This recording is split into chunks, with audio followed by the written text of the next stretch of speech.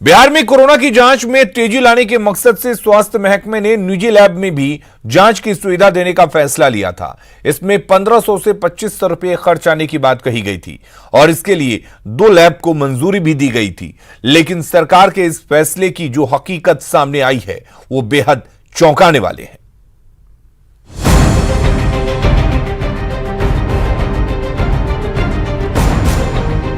बिहार सरकार ने कोरोना जांच के लिए राज्य के 2 निजी लैब को मंजूरी दी है, डॉक्टर लाल पैथ लैब और path care and diagnostic private limited.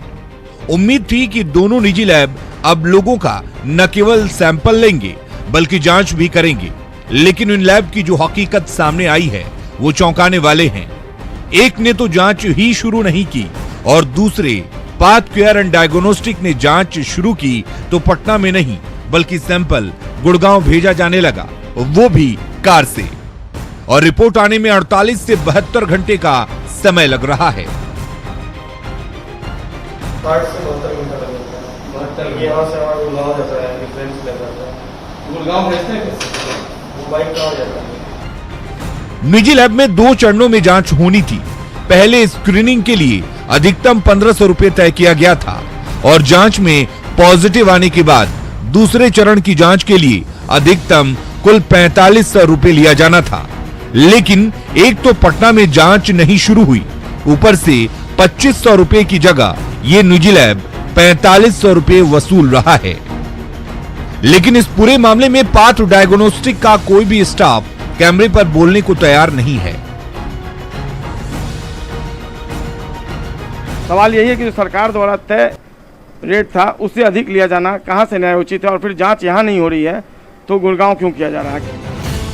मामला बेहद गंभीर है, लिहाजा हमने इस मामले में स्वास्थ्य मंत्री और विभाग के प्रधान सचिव का भी जवाब जानना चाहा।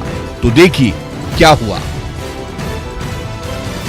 जब न्यूज 18 की टीम ने बिहार के स्वास्थ्य विभाग के प्रधान सचिव संजय कुमार से बात करनी चाहिए तो उन्होंने मिलने से मना कर दिया। यही हाल सूबे के स्वास्थ्य मंत्री मंगल पांडे का भी है।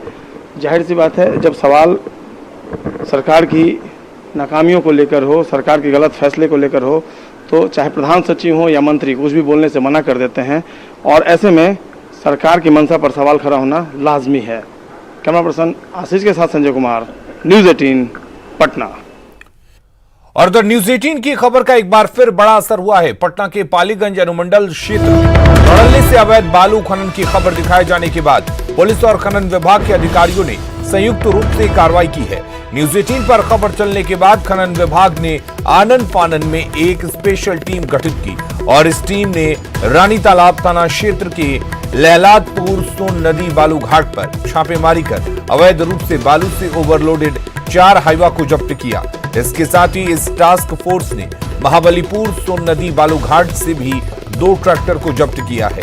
जाहिर है कि न्यूज 18 पर बालू के अवैध खनन की खबर से विभागीय अधिकारियों में खलबली मची और टास्क फोर्स के एक्शन से अब खनन माफियाओं में खलबली मची है।